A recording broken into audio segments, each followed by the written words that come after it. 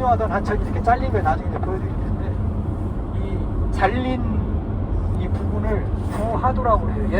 옛날 하천이 흐르던 길이다 그래서 거기에 마을이 형성이 돼 있는데, 이 구하도가 우리가 다음번에 이제 뭐 4월이 될지 5월이 될지 다시 조정을 해야 되는데, 울진 왕피천이라든지 또 평해 남대천이라든지 이런 데 가면 이 구하도가 몇 개 있어요. 전부 마을이 입지하고 있습니다. 왜냐하면 산골 지역에서 사람이 살 수 있는 곳은 여기예요. 강원도 동강이나 이런 데도 마찬가지입니다. 전부 이 옛날 물길이 남아있는 지점들이 산이 많은 지역에서는 그나마 사람이 살 수 있는 공간. 포항에서 왔어요. 포항에서요? 네. 그럼 이 장면 몇시하셨어요? 맞습니다. 포항에서 오신 분들만 예. 알겠습니다. 감사합니다. 예. 6,500만 년 전까지 그 중생대 마지막 그 시기인 백악기라고 하는 시기에 이 경상도 지역 그 전체가 큰 호수를 이루게 돼요. 그래서 그걸 이제 지질학에서는 경상호라고 그래요. 그러니까 호수니까 이제 주변에서 토사가 내려와가지고 쌓였겠죠. 시루떡처럼. 그래서 보면은 시루떡처럼 쌓였기 때문에 이렇게 층층이, 이걸 우리가 층리라고 얘기를 해요. 그러니까 이렇게 퇴적하면 특징이 이렇게 층리가 발달이 돼 있고, 또 입자가 굉장히 곱죠. 그래서 이거는 그 이암층입니다. 그러니까 진흙이, 입자가 아주 미세한 진흙이 쌓여서 이제 이루어진 이암층인데, 이 퇴적함이 이런 층리가 있기 때문에요. 뭐 불상을 조각한다든지 아니면은 글자 같은 걸 조각하기가 상당히 어렵습니다. 남산이 야외박물관이 될 수 있었던 거는 화강암이기 때문에 그래요. 화강암은 지하 10km에서 마그마라는 게 돌 녹은 물이잖아요.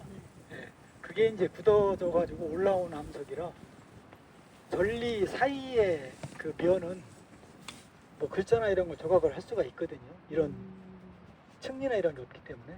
근데 이런 퇴적암층은 층리 때문에 곤란해요. 그런데 여기 각석, 이 천전의 각석도 이런 층리가 발달한 층인데 어떻게 그럼 여기에만 이렇게 그림을 고대인들이, 그러니까 신라 이전에 이미 그 선사시대 사람들이 이미 그림을 남겼거든요. 그리고 신라 사람들이 이제 글자를 새겨놨고, 어떻게 그렇게 할 수가 있었냐는 거죠. 그러니까 거의 남북에 가까운. 예. 자, 근데 이 단층의 종류가 뭐 종단층, 역단층, 주양이동 단층이 있는데, 양산단층은 주양이동 단층이에요. 제가 들어갔고요. 그래서 그럼 어떤 일이 벌어지느냐면요, 이게 이 부딪히는 면이 이게 돌끼리 부딪히는 거잖아요. 그러니까 이게 기름 바른 것처럼 이렇게 미끄러지진 않잖아요. 이게 어느 정도까지는, 그러니까 그 돌이 버틸 수 있는 그 탄성의 한계라고 그러는데, 돌이 버틸 수 있는 데까지 얘가 버팁니다. 그러다가 더 이상 버틸 수 없으면 어떻게 돼요? 돌이 깨지죠. 깨지면서 한꺼번에 움직이는 겁니다. 필복에 주라기 공원 있잖아요. 예. 근데 우리 경상도는 이제 백악기 공원이죠. 아, 주라기가 아니라. 정말 그렇네요. 그럼 지금 이런 것들이 다 연인이. 네, 요거 전부 다 연은이고요. 요거는 확실하게 공룡살다구리다. 네. 여기 보세요. 여기 지금 암석에 글미가 있습니다. 근데 전부 다 나란하죠. 방향의 선반리에서 각성전하고 같은 방향이죠. 예. 아까 제가 그랬죠. 양산단층은 폴트 라인이 아니라 변이다. 단층은 단열 중에서 변이가 있는 겁니다. 변이가. 상하로 변이가 있든 아니면 아까 말씀드렸던 것처럼 수평으로 변이가 있든. 변이가 없이 그냥 갈라진 것처럼 다 다져지거든요. 여기에 한렵수가 많은 이유는요, 제가 자꾸 이암층 얘기를 했잖아요. 이게 수분이 잘 남아있으려면 풍화물의 입자가 가늘어야 돼요. 풍화물이. 그러면은 이 경상 퇴적암의 이 이암, 기본적으로 얘가 진흙이잖아요. 진흙이 굳은 거잖아요. 암각하만 보러 가지 여기 화석이 있는 거 몰라요. 예, 근데 그걸 해놨네. 안내판을. 빨리 빨리 가는데. 뭔가 집어 보고 나. 했어. 그래갖고 그게 폭포거든요. 네. 그러니까 그래서 수직 전리가 아주 잘 발달했네요. 그러니까 층리하고 전리하고 헷갈리시면 안 돼요. 층리는 퇴적암이 만들어지면서 시루떡처럼 생긴 층이고, 전리는 지각의 압력에 의해서 깨진 거고. 일산만이 이런 식으로 이렇게 생겼습니다. 요 끄트머리가 여기가 방어지. 어때요? 여기도 반도 비슷하게 생겼죠? 네. 그래서 요 구룡반도에 뭐가 있냐 하면은 조선시대 군마를 생산했던 층으로 탱크입니다. 탱크. 예, 장기 말목장이 있었습니다. 그 다음에 여기에도 방어진에도 말목장이 있어요. 예. 그래서 이게 북쪽에 있죠. 네. 그래서 이거를 북목, 이거를 남목이라고 했어요.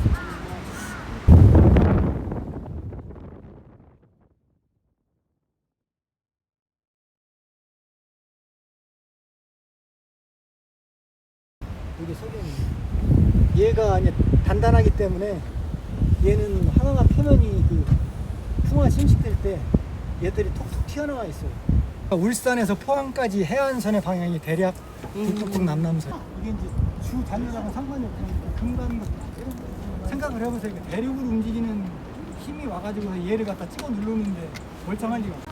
금강곳을 따라가지고 석영 맥이 이렇게 들어온 거예요. 근데 얘는 단단하니까 다른 데가 풍화가 돼도 얘는 이렇게 톡 튀어나와 튀어나와 있네. 이렇게 그 결정들이 암석 결정들이 크잖아. 이런 걸 우리가 페그마타이트라고 그래요. 해금마타이트. 예, 해금마타이트. 예. 이 북북북 남남서가 바로 이 방향이에요. 이 용불 방향. 용불 방향. 그리고 이 용불을 만든 이 단열이 북북북 남남서 방향에 거의 수북으로 이렇게 용불. 아니 여기 저 프랙처, 그러니까 단열의 그 영향을 가장 잘 볼 수 있는 데가 여기 대왕암입니다. 우와. 지금 마그마 관입을 해서 빨리 식으니까 이렇게 미세한 결정에 화강암이 미리길 화강암이 만들어지는 거예요. 그러니까 같은 화강암이지만 항상 우리가 이제 그 입자 크기가 완전 다르네.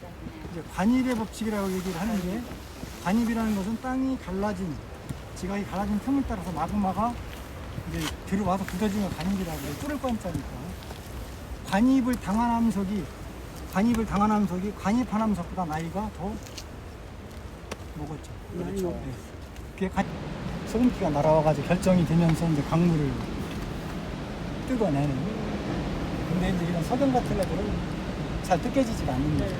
주변에 장소가 이렇게 하여 나갔어요. 이게 만약에 아마 화산암처럼 연탄재 같이 물을 많이 흡수하는 돌이었다면 타포니가 됐을 거예요. 빗물이나 이런 게 스며들면 이런 데로 모이거든요. 그러니까 이제 이런 미세 박테리아들이 이렇게 서식을 하면서 색깔이 이렇게 약간 까무스름하게 변하는 거예요. 이거는 광물하고는 상관없어요.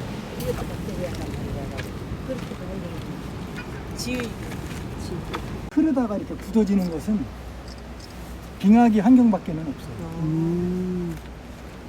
열대에서는 그 라테라이트라고 그래가지고 갈라진 화강암에 갈라진 틈을 따라가지고 결국 열수가 되게 석영 같은 경우는 열수예요. 아까 미세 화강암은 미리길 화강암은 이제 양이 적어도 마그마 찌꺼기가 올라온 거지만 얘는 마그마 끝에 있는 열수예요. 그러니까 380도까지는 열수의 석영이 녹아 있는 거예요. 석영 성분. 그랬다가 이제 암맥 암석 갈라진 틈을 들어와서 열수가 이제 식고 가스는 빠져나가고 이제 결정화가 되면서 이런 얘기를 만들어요. 북극동 양면서 방향은 양면서 이렇게 다 있고, 그다음에 멍상하게 돼 있는 데는 이렇게 버티고 남아 있고, 이렇게 동일한 곳은 파도에 깎여가지고 안쪽으로 파고 들어오는.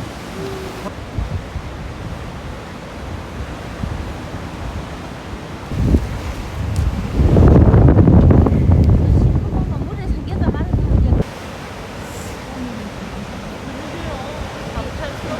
이렇게 누르던 힘이 압력이 감소하면서 자유로워지니까. 수평과 수평 방향으로 이렇게 큽니다. 아, 이걸 자유로워. 우리가 이제 이제 뭐 계곡이나 이런 데 이제 넉바위 형태로 드러나는 그 판상절기라고 해요. 단상. 나무 판자 같은 그런 절기라고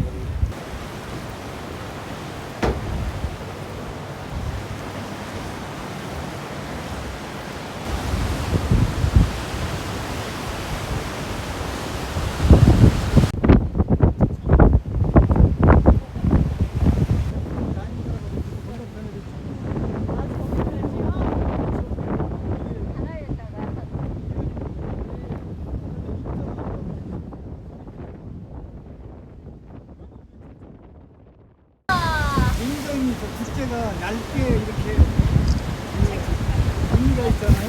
네. 네. 하나만에 이 정도 얇게 비미가 있으면 진짜 엄청난 판의 힘이 있는 거예요.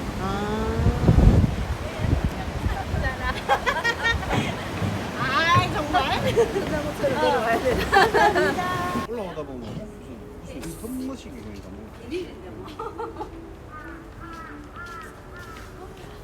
아, 전갱이 진짜. 저기서 보니까 빨갛네.